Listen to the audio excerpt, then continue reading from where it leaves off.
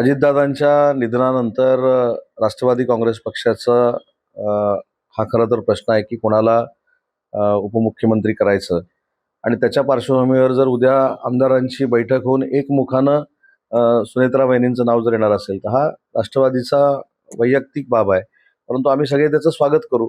आणि त्या संदर्भामध्ये मुख्यमंत्री महोदयांना माझ्या माहितीप्रमाणे सगळे राष्ट्रवादी काँग्रेस पार्टीचे पदाधिकारी भेटलेले आहेत आणि या दुर्दैवी घटनेनंतर जो काही निर्णय घ्यायचा आहे तो राष्ट्रवादी काँग्रेस पक्षानं आणि पवार कुटुंबियांनी घ्यायचा आहे असं माझं वैयक्तिक मत आहे. 12 डिसेंबरला राष्ट्रवादी एकत्र येणार होत्या. पवारांना राजी करावं हे सांगताना अजित पवारांच्या डोळ्यात पाणी देखील आलेलं होतं. ते शरद पवार गटाचे नेते अंकुश काकडेंनी हा दावा केलेला आहे.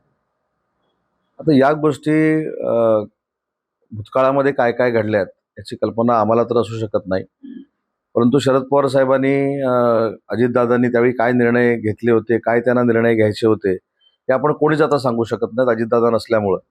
त्याच्यामुळे भविष्यामध्ये राष्ट्रवादी काँग्रेस पार्टी म्हणून पवार साहेब असतील, सुप्रियाताई असतील, सुनेत्रा वहिनी असतील, पार्थजी असतील, हे कशा पद्धतीनं निर्णय घेत आहेत हेच आम्ही सगळे मिळून पाहतोय. नाही, या परिस्थितीमध्ये मला असं वाटतं की राजकारणावर मला अजिबात बोलायचं नाही, कारण शेवटी राष्ट्रवादी काँग्रेस पार्टी पवार साहेब असतील किंवा अजितदादांचं असले एकत्र येणं न येणं हा एक भविष्याचा भाग राहिला आहे. परंतु जे महाराष्ट्रावर संकट आलं आणि महाराष्ट्राची जी हानी झालेली आहे ती कधीही भरून न येणारी आहे अजितदादांच्या निधनामुळं. त्याच्यामुळे टप्प्याटप्प्याने जे काही निर्णय होतील ते आपल्याला देखील कळतील, आम्हाला देखील कळतील. आणि म्हणून त्या राजकीय पक्षाच्या कुठच्या गोष्टीमध्ये मला जायचं नाही, परंतु ही गोष्ट मात्र 100% दुर्दैवी घडली आणि त्याच्यानंतर पवार कुटुंबीय आणि राष्ट्रवादी काँग्रेस पार्टी जे काही ठरवतील ते सगळ्यांना मान्य करावं लागेल.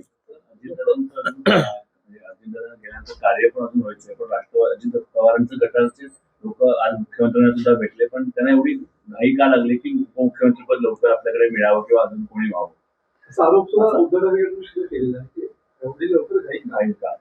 नाही, एक लक्षात घ्या की कसं आहे की माणूस जोपर्यंत असतो तोपर्यंत सगळ्या गोष्टी ठीक आहेत, पण माणूस गेल्यानंतर त्याच्या पश्चात अशा पद्धतीच्या विरोधकांनी गोष्टी करणं हे देखील चुकीचं आहे. लोकशाहीमधल्या काही गोष्टी असू शकतात, मला त्याच्या नियमात काय जायचं नाही, परंतु अशा भावनेनं राष्ट्रवादी काँग्रेस पार्टीचे नेते जर देवेंद्रजींना भेटले असतील तर त्याचं राजकीय भांडवल कोणी करू नये. शेवटी याचा वैयक्तिक निर्णय हा सुनेत्रा वहिनींनी देखील घ्यायचा आहे, पार्थजी आहेत त्यांनी देखील घ्यायचा आहे, जय पवार आहेत त्यांनी देखील घ्यायचं आहे. त्याच्यामुळे मला असं वाटतं की याच्यामध्ये राजकारण कोणी आणू नये. आलेली जी परिस्थिती आहे त्याला सामोरं राष्ट्रवादी काँग्रेस पार्टी जाते आणि पवार कुटुंब जाते. त्यांना सहानुभूती देण्यापेक्षा अशा पद्धतीचं राजकारण करणं हे फार चुकीचं आहे. म्हटलं आहे की CCTV विमान स्पष्ट कसं दिसतं आणि यावरून त्यांनी सवाल देखील केलेला आहे. प्रफुल्ल पटेल, हसन मुश्रीफ, दिलीप वळसे पाटील हे मौन बाळगून आहेत असं त्यांनी सवाल केलेला आहे. मी काय सांगितलं की अजितदादांच्या निधनानंतर अजितदादा आमच्यामध्ये नसताना 48 तासाच्या आत त्यांच्या अपघाताचं राजकारण करणं हे फार दुर्दैवी बाब आहे. आणि शरद पवार साहेबांनी त्याच दिवशी सांगितलेलं आहे की हा जो प्रसंग घडलेला आहे तो अपघातानं घडलेला आहे. त्याच्यामुळे आता देखील काही लोक राजकीय पोळी भाजून घेत आहेत, हे महाराष्ट्र बघतोय. आणि म्हणून माझी विनंती आहे की निदान पुढचे 13 दिवस तरी त्यांच्या आत्म्याला शांती मिळावी म्हणून काही लोकांनी राजकारण करू नये, नाहीतर नियती त्यांना माफ करणार नाही.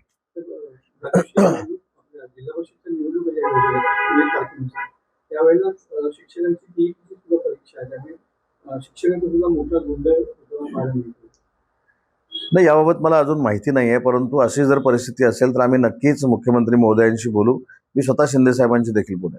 तर समृद्धी महामार्गावर ट्रॅव्हल्स थांबवून काँग्रेसच्या वरिष्ठवारांनी नगरसेवकांना शिवीगाळ आणि जीवे मारण्याची धमकी देण्याचे समोर आलेले आहे. आमच्या पळवलेल्या नगरसेवकांचं म्हणजे धानवडकरांचं बोलणं करून देण्यासाठी गाडी थांबवली असा सौरभ खोंबेंचा दावा आहे. या बाबतीमध्ये जर तक्रार दाखल झालेली असेल तर पोलीस त्याचा सविस्तर तपास करतील, त्याच्यामध्ये कोण गुन्हेगार आहेत त्यांच्यावर कारवाई करतील.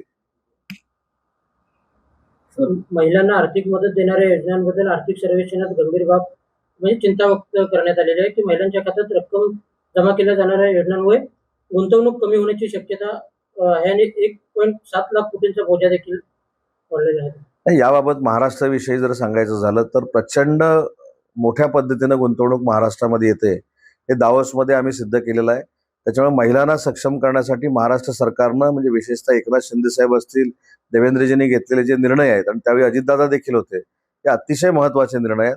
त्याच्यामुळं कुठेही गुंतवणूक कमी होईल असं मला वाटत नाही राज्याचा उद्योगमंत्री म्हणून. आणि त्याच्यामध्ये डावस हे मूर्तिमंत उदाहरण आहे की 30 लाख कोटीची गुंतवणूक आम्ही महाराष्ट्रामध्ये आणलेली आहे.